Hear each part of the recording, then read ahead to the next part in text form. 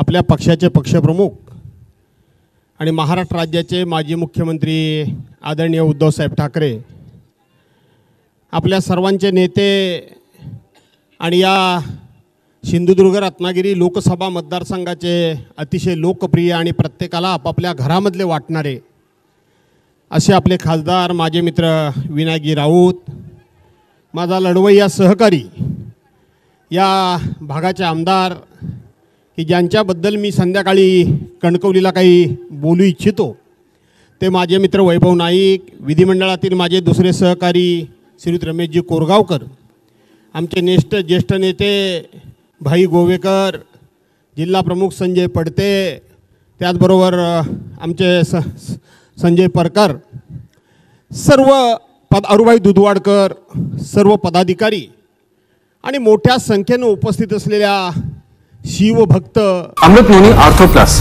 ये एक proven formula है। इसमें मौजूद नोनी फल के गुण और आयुर्वेदिक जड़ी बूटियां शरीर को जरूरी पोषक तत्व देने के साथ साथ हड्डियों और जोड़ों के घिसने, उनमें होने वाले सूजन और दर्द को रोकने में मदद करता है। दर्द मुक्त जीवन के लिए अमृत नोनी आर्थो प्लस। आणि शिवसेना प्रेमी बांधवांनो, भगिनीनो आणि सहकारी मित्रांनो, बांधवांनो, भगिनीनो, या महाराष्ट्राला एक विशेष अशा प्रकारचं महत्त्व संपूर्ण जगामध्ये आहे, केवळ देशामध्ये नाही, आणि त्याचबरोबर या महाराष्ट्रातल्या कोकणामध्ये आणि या कोकणाला अनन्यसाधारण असं महत्त्व आहे। आज बरेच वर्षानं सिंधुदुर्ग किल्ल्यावर जायची योग आला। बरेच वर्षापूर्वी मी त्या ठिकाणी गेलो होतो, पण आज पुन्हा एकदा सिंधुदुर्ग किल्ल्यावर जायला आलो। सिंधुदुर्ग किल्ल्यावर जात असताना आपले पक्षप्रमुख आदरणीय उद्धव साहेब यांच्या मागून मागून मी चालत होतो आणि चालता चालता माझ्या काही भावना उचंबळून येत होत्या। माझ्या डोळ्यासमोरून छत्रपती शिवाजी महाराजांचा इतिहास तरळत होता।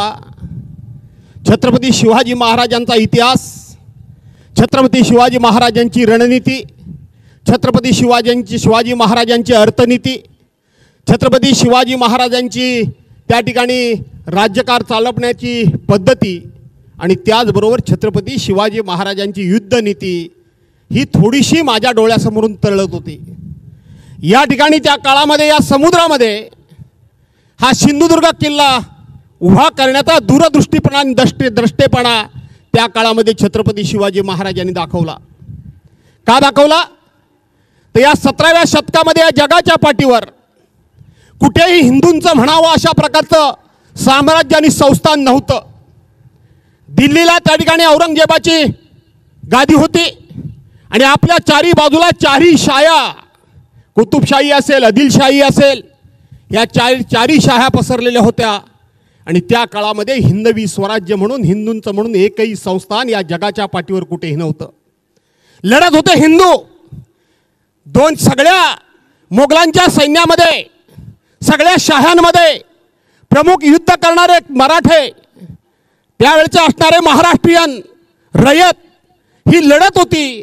ती लढत होती ती मोगलांच्या बाजूने लढत होती आणि लढत होती ती आपल्याच लोकांच्या विरोधात लढत होती।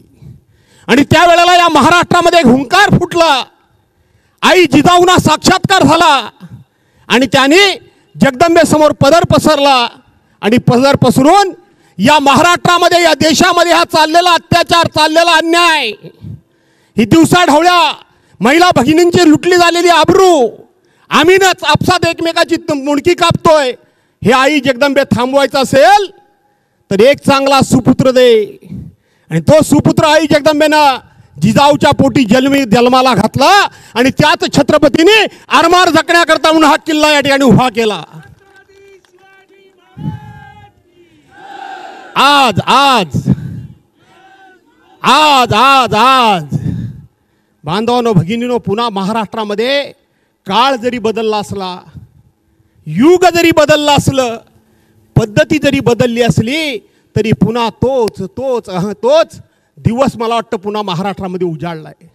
19 जून 1966 साली अशाच पद्धतीनं महाराष्ट्रातल्या मराठी माणसाच्या न्याय हक्काकरता हिंदू हृदय सम्राट शिवसेना प्रमुखांनी मराठी माणसाला न्याय मिळवून देण्याकरता या महाराष्ट्रामध्ये एक संघटना उभी केली। ती संघटना संपवण्याचा अनेकांनी प्रयत्न केला, पण त्यांना यश आलं नाही. आणि मग नाइलाज म्हणून ज्यांच्याबरोबर शिवसेनेनं 25-30 वर्ष दोस्ती केली त्यांनी आमच्यातलेच काही गद्दार फोडले ना, गद्दार फोडले. म्हणजे त्या काळात सुद्धा हिंदुत्व सम्राट शिवसेना प्रमुख मान्य बाळासाहेब ठाकरे सांगायचे की छत्रपती शिवाजींना महाराजांना मोगलांच्या विरोधात कमी लढाया करायला लागल्या, पण आपल्याच लोकांच्या विरोधात 363 लढाया कराव्या लागल्या. मला वाटतं काही अंशी लोकशाही मार्गानं आपल्याला सुद्धा तीच लढाई करायची वेळ आली आहे, तीच लढाई करायची वेळ आली आहे. आणि त्याच लढाईच्या करता म्हणून रणशिंग फुंकलेले आपले सरसेनापती माननीय उद्धव साहेब या ठिकाणी आज सिंधुदुर्ग किल्ल्यावर आणि तुमच्यासारख्या मावळ्यांना भेटायला आणि साथ घालायला आलेत.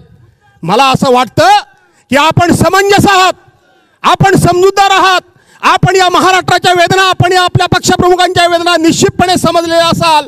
आणि म्हणून या संध्याकाळच्या वेळेला या मावळती सूर्याला साक्ष ठेवून आणि या सिंधुदुर्ग किल्ल्याला पुन्हा एकदा साक्ष ठेवून आपण सगळेजण उद्धव साहेबांच्या आदेशाप्रमाणे ज्यांनी म्हणून गद्दारी केले त्यांना मातीमध्ये गाडण्याकरता म्हणून आपण सिद्ध झालात. म्हणून आपल्या सर्वांना मानाचा मुजरा करतो आणि आपल्या सर्वांची रजा घेतो. जय हिंद, जय महाराष्ट्र.